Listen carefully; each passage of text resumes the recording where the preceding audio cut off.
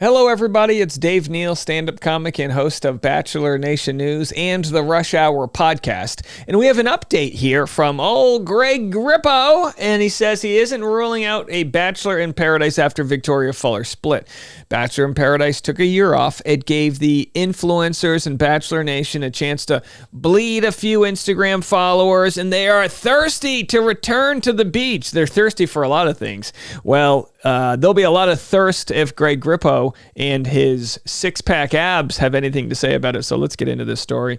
Of course, he's no longer with Victoria Fuller, but we're going to give a little update on what she's up to. These are some of my favorite people. And speaking of favorite people, I get so frustrated, or I have been in the past, when there's certain stories that I want to cover that don't necessarily fall into the Bachelor niche. Like, you might be clicking on this video because you're a huge Greg Grippo fan, but I'm a huge fan of the Olympics, and I've been following Steven Nadarazic. I don't know if I'm pronouncing that right. I still haven't figured it out. Well, he's just been announced as he's going to be the first star in Dancing with the Stars, and you might say, he's a star. Who is this guy? Hello. He was the pommel horse king who won bronze, and boy, did he win bronze for Team USA in the all-around and also in the individual, right? I think he won bronze in both, or silver. I don't know what he did. But either way, it's going to be fantastic. I'll be covering stories like this on the podcast, The Rush Hour with Dave Neal. So because I can't get to everything like this here on the podcast, you can go catch it there.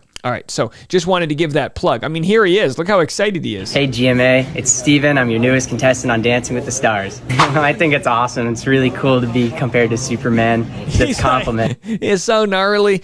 We love this guy. So anyway, I'll be covering that on this afternoon's Rush Hour podcast, which comes out at about 1:30 p.m. Central Standard Time. And then at midnight, you'll get the morning episode for the next day. So we just have unlimited content, really. All right, so here it is. Here's the story. There it is. Greg Grippo is putting dating on pause following his split from Victoria Fuller, but he isn't ruling out an attempt at finding love on the Bachelor in Paradise Beach. Now, what is this story, this bastion of Pulitzer Prize winning expert journalism by Meredith Nardino? This is called a PR piece.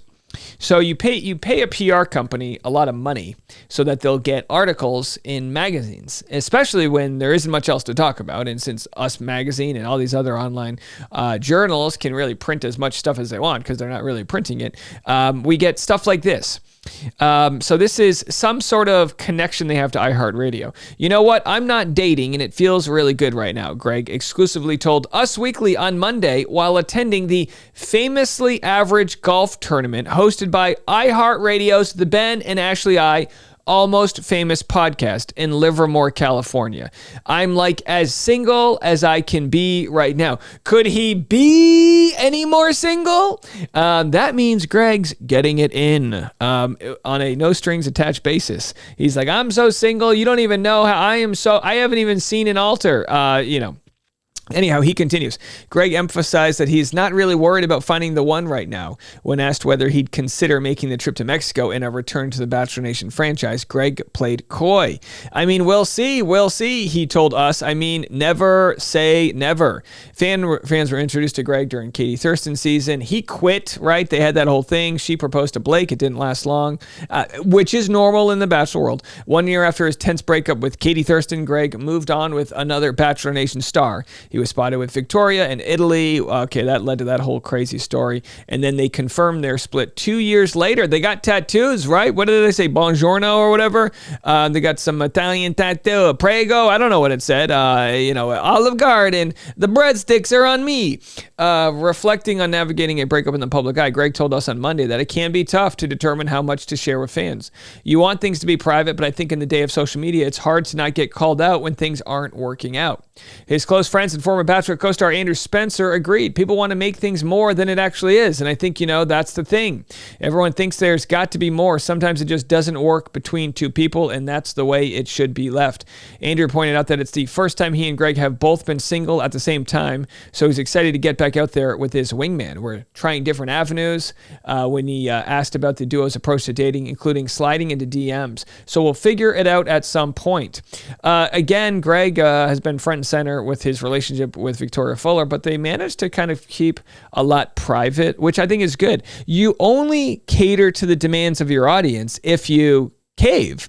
And they didn't cave. They never really did an interview where they really addressed what went wrong. They just said the platitudes. It didn't work out. And good on them. I think that speaks a lot about both of their emotional intelligence. Yes, that's right. Victoria Fuller's emotional intelligence as they move forward and realize, hey, it's not going to do us any good. It's not going to do our brands any good to sort of pit each other against another, which is hard to do, especially if you have a breakup where you realize it just didn't work out the way you wanted it to. Well, it is. And by the way, I'm not saying that the Almost Famous podcast paid for these articles, but what I am saying is there is some sort of agreement with iHeartRadio. I mean, look, they use the photo from Victoria Fuller with iHeartRadio. There is some sort of media agreement where they print these types of stories and they plug the podcast. I mean, why else would they cover this story? Why are we covering this story? Well, because there's an insatiable thirst for Greg Grippo's jawline and for just General T. But here we have, speaking of jawlines, Victoria Fuller has fallen for a man in tights. That's right, the football player named Will Levis. Here she posted this 7 weeks ago at a concert. Oh, this isn't the reveal. The reveal was more recently. But I do think it was noted that he was staying at the same resort as her. They had sort of a hard launch, about as hard of a launch as you're going to get recently. She posted a week ago that she's with Will Levis. And look, no offense to Hannah Ann Sluss, who's dating a, running back who's, on the brink of making a team, not making a team. It's a tough world out there for these pro athletes. But Victoria Fuller found herself a younger man, a first-string quarterback in the NFL, and that is a big deal. So there she is from the wives and girlfriend seats. They call them the WAG. And here is the intro of Will Levis. So she's official fangirling or fanboying, I guess. I don't know what the term is.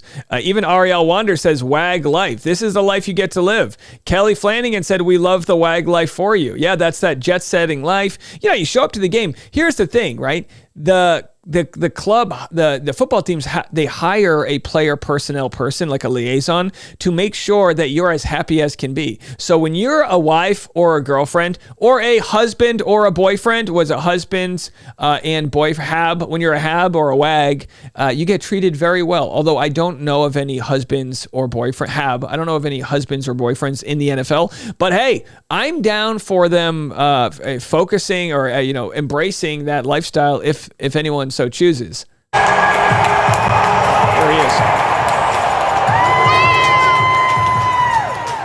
Cheer on your man right there. So I don't want to call this an upgrade for her from Greg. They offer something different. Greg probably offered Victoria the chance to go to Rome on a random trip because he, of course, has probably a little bit more of a flexible lifestyle than, say, Will Levis does. Is that his name, Will Levis? Either way, hey, look, I live in Nashville. I'm not going to be rooting for Tennessee, but I'm rooting for this relationship. I hope they do great things. There are your updates. Again, if you want more of this content, who's going to be on Dancing with the Stars, pop culture. I've got some political content thrown in there. I've got a real smorgasbord. Some might call it a cornucopia of content on the podcast. You can go check that out. Link in the description below, or just search my name, Dave Neal, or the Rush Hour Podcast with Dave Neal, wherever you listen to podcasts. They're free.